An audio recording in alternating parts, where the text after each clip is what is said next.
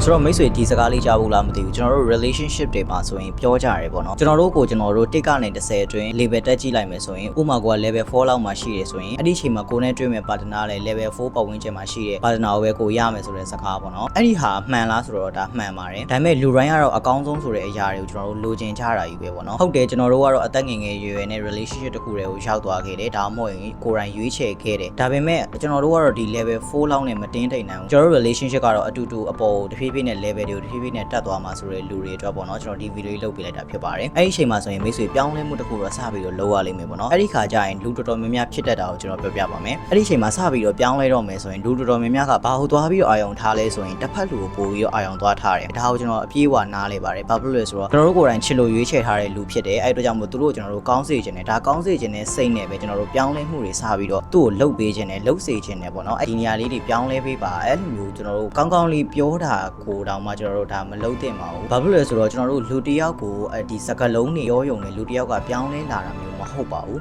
လူတစ်ယောက်ပြောင်းလဲဖို့ဆိုရင်ကျွန်တော်တို့သူ့ကိုယ်တိုင်သူ့စိတ်သူ့ကိုယ်နဲ့ဒီ action တစ်ခုယူတော့မှသာလင်ဒီလူကပြောင်းလဲမှာဖြစ်ပါတယ်ကျွန်တော်တို့ကလူတစ်ယောက်ကိုစကားလုံးတွေနဲ့ပြောင်းလဲလို့တော့ရမှာမဟုတ်ဒါပေမဲ့ကျွန်တော်တို့ပြောင်းလဲလို့ရတဲ့အရာရှိတယ်အဲ့ဒါဘာလဲဆိုတော့ကျွန်တော်တို့သူ့ရဲ့ပတ်ဝန်းကျင်ပေါ့နော်သူ့ရဲ့ environment ကိုစပြီးတော့ပြောင်းလဲပေးဖို့လိုပါတယ်သူ့ရဲ့ environment မှာရှိနေတဲ့လူတွေကိုကျွန်တော်တို့ကကြည့်ဖို့လိုအပ်ပါတယ်သူ့ရဲ့ပတ်ဝန်းကျင်မှာကျွန်တော်တို့ကိုယ်တိုင်ပါနေဖို့လုံးဝလိုပါတယ်ကိုကသူနေတိုင်းထိတွေ့နေတဲ့ environment တွေကလူတစ်ယောက်ဖြစ်နေတာဖြစ်တဲ့အတွက်ကျွန်တော်တို့ကိုယ်တိုင်ကစပြီးတော့ပြောင်းလဲမှုကိုစပြီးတော့လုပ်ပေးရမှာဖြစ်ပါတယ်ဆိုတော့ဘာတွေပြောင်းလဲမလဲကျွန်တော်တို့လည်းမကြိုက်တဲ့အချက်လေးတွေဆိုတာရှိကြမှာပဲပေါ့နော်ဒီခန္ဓာကိုယ်ပိုင်းရှိမယ်ဒါမှမဟုတ်ငွေကြေးပိုင်းရှိမယ်ကျွန်တော်တို့ဒီ mindset ပိုင်းရှိမယ်ပြီးတော့ skill ပိုင်းတွေရှိမယ်ဒီလိုမျိုးအဖက်ကိုကျွန်တော်တို့ကအားမလို့အားမရဖြစ်နေတဲ့အပိုင်းလေးတွေကိုဒီအပိုင်းလေးတွေကျွန်တော်တို့စပြီးတော့ပြောင်းလဲဖို့လိုအပ်တယ်ဒါကိုပြောင်းလဲရမှာပြောတာเนาะဆိုတော့ကျွန်တော်တို့ကအချိန်တစ်ခုယူပြီးတော့ကာလတွေအများကြီးကြော်ဖြတ်ပြီးတဲ့အခါမှာကျွန်တော်တို့ပြောင်းလဲလာတဲ့အရာကိုကျွန်တော်တို့ကိုယ်တိုင်လည်းကျွန်တော်တို့တွေးရတယ်သူရဲ့ partner ကလည်းမိတ်ဆွေရဲ့ပြောင်းလဲမှုတွေကိုစပြီးတော့သူကိုယ်တိုင်မြင်လာရတယ်အဲ့ခါကျရင်သဘောကျလာတာမျိုးတွေသူကိုယ်တိုင်ဖြစ်လာလိမ့်မယ်ပေါ့နော်ဒီလိုချင်းကမိတ်ဆွေရဲ့ဘေးမှာရှိနေတဲ့ partner ကသူကိုယ်တိုင်ပြောင်းလဲရတော့မယ်ဆိုတဲ့စိတ်ကလေးတစ်ခုသူ့စီမှာစပြီးတော့ဖြစ်လာစေပါတယ်အဲ့လိုအချိန်မှာဆိုရင်မိတ်ဆွေကအရင်တော့